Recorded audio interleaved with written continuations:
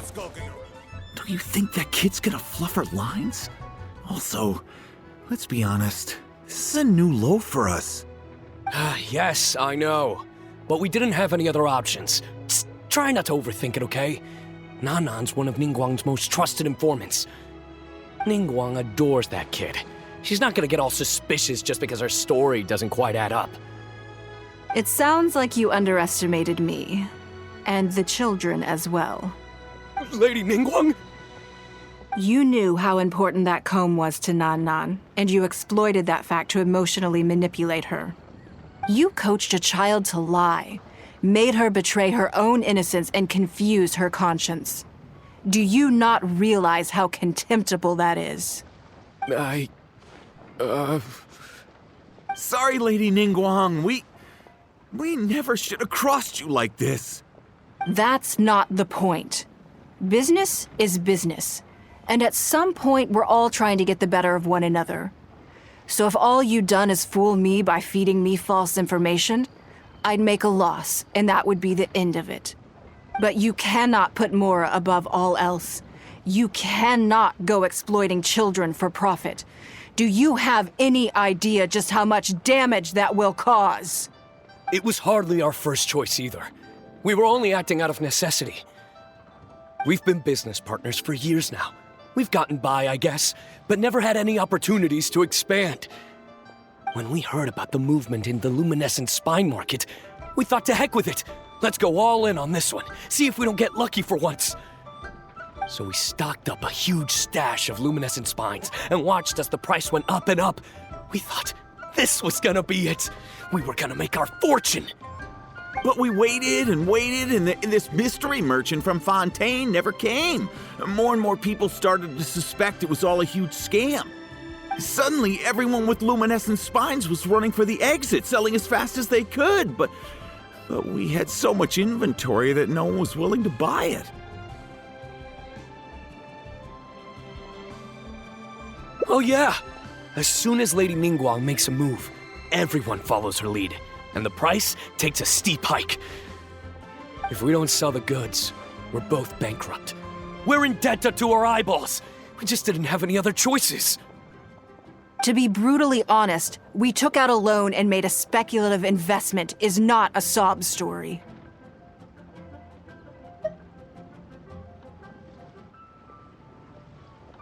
But not everyone has the capability to make rational decisions. Greed, a lust for wealth, and impatience can all cloud your judgment. Do you now realize how dire the consequences of wild speculation can be? 100%. We've both barely slept in days. We begged people to take our stock off our hands. They laughed at us, called us idiots, thought it was all hilarious. We messed up. Completely and catastrophically messed up. The savings we worked so hard our whole lives to build up, decimated, just like that. All we want now is a chance to start over. Well, I can take your luminescent spines off your hands, but we will need a detailed contract. The portion of what I pay that exceeds the average price of luminescent spines in the past, you will have to pay back to me by some means in our future business dealings. Huh? But that means our profit is zero. Then you're free to find another willing buyer. But if you're seriously still insisting on turning a profit under these circumstances, I'm afraid you're beyond redemption. Lady Ningguang is right. Let's swap the goods for cash and use it to pay off our debts and be done with it. This is a lifeline and we should be grateful for it. Forget about making money. Yes, you're right. I have no particular need for luminescent spines, but I'm quite sure I can uncover a market for it with a little research. Okay, so, shall we get this deal done now, or? No need to hurry. Our deal is hardly the urgent matter here. Atoning for your transgressions is the main order of business. You took advantage of a child, and you are coming with me to make a full and unreserved apology. This is an opportunity for you to show remorse. Oh, okay.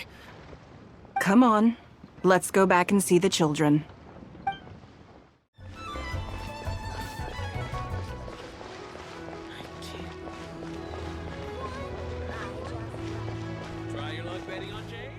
We're back. Everything's all sorted. Huh? Oh, it's those two. I'm sorry, Nan Nan. I was lying to you when I told you that Lady Ningguang wouldn't fix your comb. I was completely in the wrong, and I promise I'll never do anything like this again. Can you find it in your heart to forgive me? What do you think, Auntie Ningguang?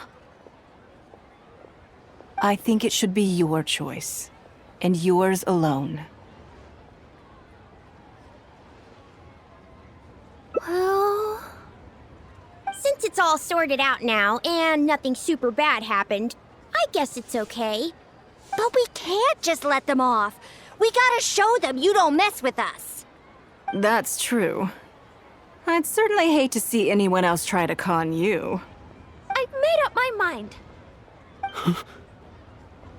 I want them to come play with us. What? Yeah! Now we have someone to play hide and seek with. Great idea. Let's go play hide and seek at the North Wharf. Wait a second. Nope. No waiting. Come on! So full of energy. Yes, of course. I wouldn't feel comfortable leaving them alone with those two buffoons. Why'd they have to give me that transfer? I should have the story. Oh, welcome. Please take a seat. Let me guess what you're thinking. You're thinking that there's not a huge difference between me turning these children into my informants and the actions of those two businessmen. Am I right?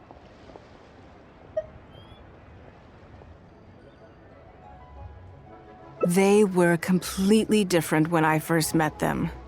They'd run away as soon as they saw me, or they'd be shaking with nerves and unable to speak. But gradually, they stopped seeing me as someone to be afraid of, and started seeing me as someone they can trust. For my part, I did my utmost to fulfill the duties of a responsible adult. I played games with them, but I also taught them observation skills, analytical skills, how to think critically.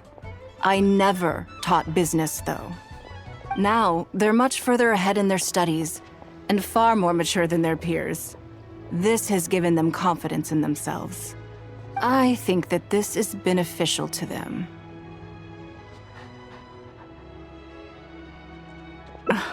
Yes, perhaps I am. I never had the chance to receive a good education as a child. That's why I hope to teach these children myself. Hopefully, I can pass on some of what I've learned. Someday they may realize that not everything is a win-win deal, that deception and one-upmanship are facts of life. But there's nothing wrong with that. When that happens, they will be ready to face the world head-on and become exceptional businessmen and women. But until then, I am here to protect them. I will one day die. New Qixing will replace the old, and Liyue will continue to prosper. I hope the name Ningguang will live on, but not as a person, as more of a symbol. If I can pass on everything I have learned, I can create a legacy that will live on long after I am gone. Come on, Auntie Ningguang! Hurry up! We're not gonna wait forever! Coming! Come on, let's enjoy this while we can.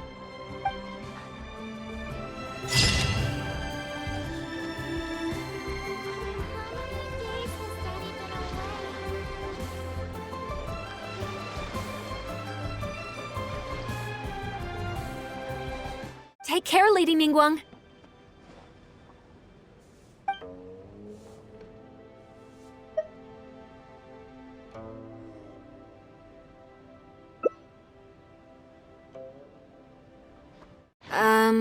Don't you think that this schedule is a bit of a light load? Yeah, that's true. Lady Ningguang has a lot of work to attend to, and frankly, she doesn't have many opportunities to rest. We do sometimes worry about her health, but her attitude is very Mora-driven. If by taking a break there's a chance she'll lose Mora, she'll never agree to it.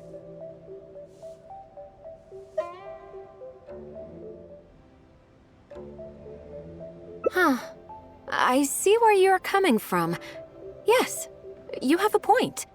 All right then, let's go with your plan. I'm sure Lady Ningguang has plenty she wants to talk about with you.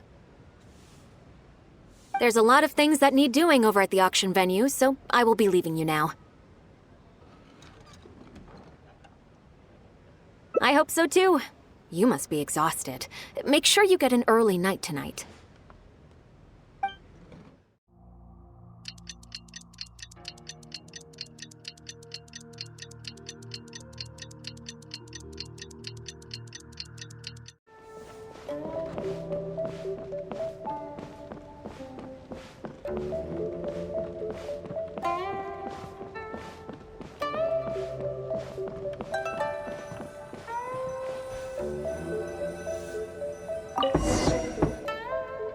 Yes, I'm already awake. I'll be out in a moment. I'm just changing. So, what's item 1 on today's schedule?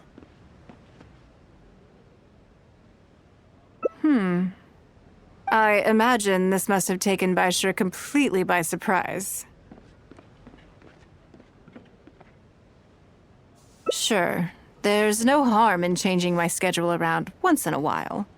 My schedule is usually very tightly packed, and any extra time I can squeeze out is spent on preparing for the future. So, it'll be quite nice to take a break.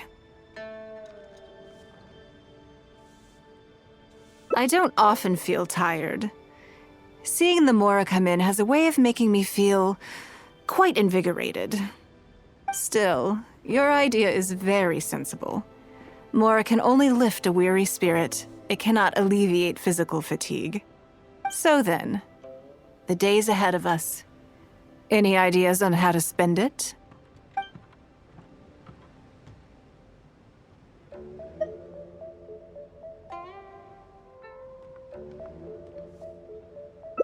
Something I never have the opportunity to do.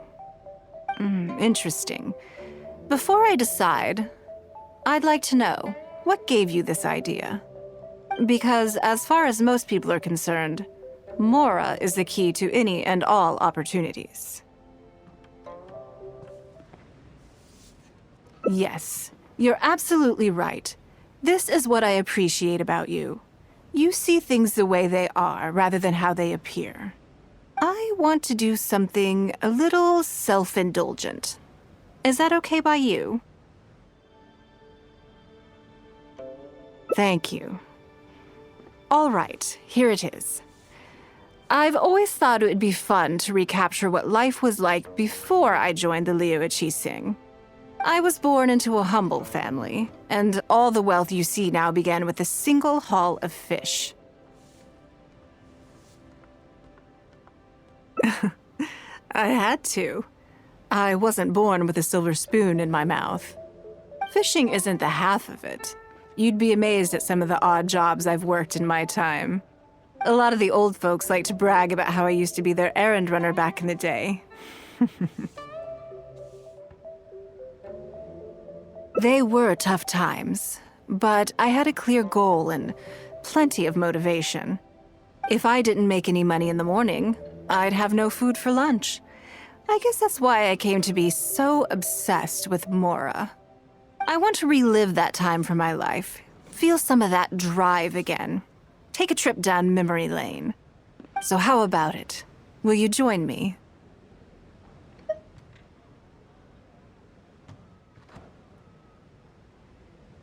Great. Then let me lay down the ground rules. We're not to use our status or reputation in Liyue Harbor to our advantage, and we have no starting capital.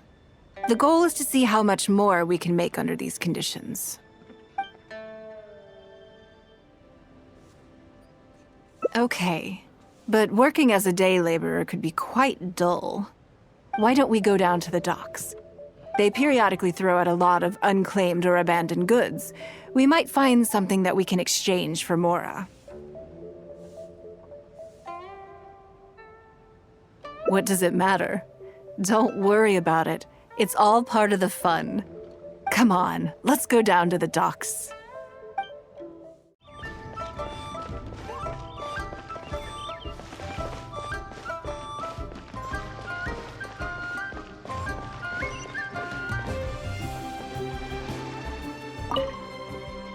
Lady Ningguang, to what do I owe the honor? Are you here to inspect the goods in the warehouse? You may have to wait a moment. I must have not gotten the message. Sorry, I won't be long. I'll grab all the paperwork right away. Calm down. No need to panic. That's not why we're here. Oh, you're just looking for me? I haven't done anything. Have I? I mean, I don't think so.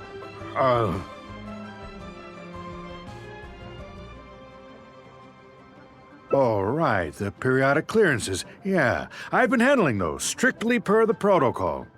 I make sure I post all the necessary notices and notify every individual that I'm required to.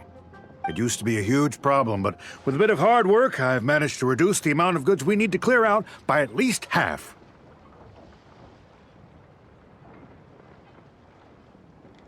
It's hard to say. It really depends. Everyone has their own reasons. But as far as the warehouse is concerned, they all fall into these categories: unclaimed goods, damaged goods, or unpaid storage fees. As for the damaged ones, I guarantee you it's nothing to do with how they're stored. It's because some things go bad more easily than others. If it sits there in the warehouse for too long, it goes without saying that it could start to affect the other goods. But that aside, even the smell is just unbearable. So, have you cleared out any of these goods recently? I'm afraid we just finished clearing out all the big ones. But don't worry, Lady Ningguang. If you're here for an inspection, then I'm here to make it happen. Hang tight. I'll grab some of the smaller items for you right away. Hold on. Oh.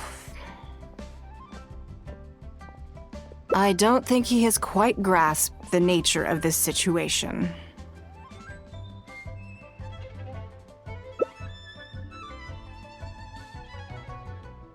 Lady Ningguang, I had a quick run through the list and cleared out some more items. Please, inspect them at your leisure. Let me see here. Soggy food, an odd shoe, a broken mirror, a small wooden toy. It's a shame we missed the last clearance. We're down to the slim pickings now. Some of these are true junk, but there are a few items of value here. Take this wooden toy, for example. The wood is good quality. If you took it apart, there's quite a number of useful everyday objects that you could turn it into, with a little work. Huh? You want it? Well, sure. Take whatever you want. It's all getting thrown away anyway. Great. This is going well.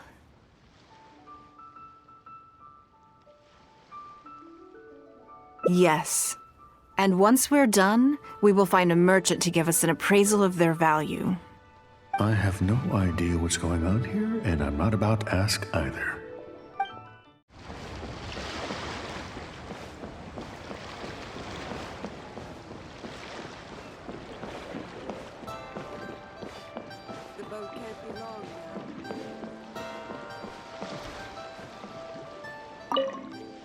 Lady Ningguang, welcome to my humble store. What can I get for you? Actually, today's a little different. I'm not here to buy anything. I wanted to ask if you could take a look at some goods for me. Just take a look? What for?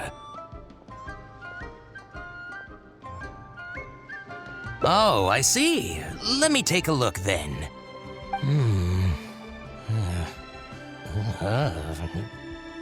I mean, I can take them.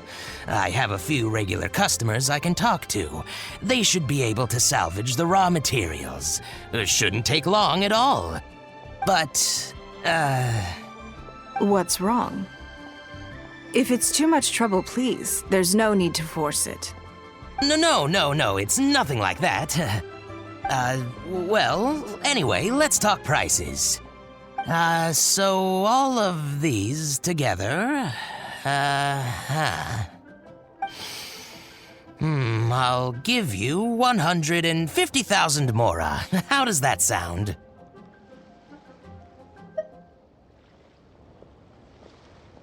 Oh, well... No worries. The price is negotiable, of course, so we can discuss it further.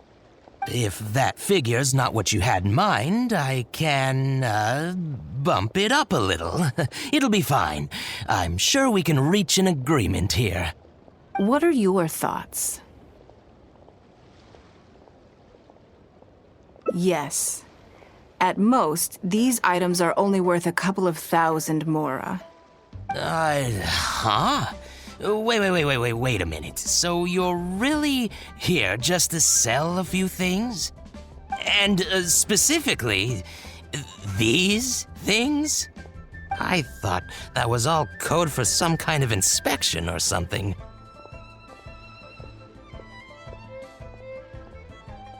It appears so. We can't go on like this. Let's try something else. As long as we're in Liyue Harbor, this kind of misunderstanding is inevitable. If I wasn't Ningguang, Go-Sanar probably wouldn't have handed all of these over to us. And you likely wouldn't be willing to buy them either. To be completely honest, you're not wrong. This goes against the rules we set for ourselves at the start.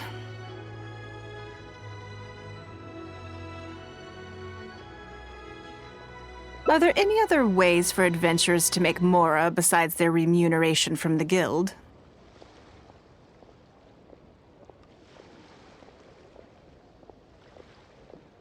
Great. I don't mind. Let's give it a try. Lead the way. You two have a good one.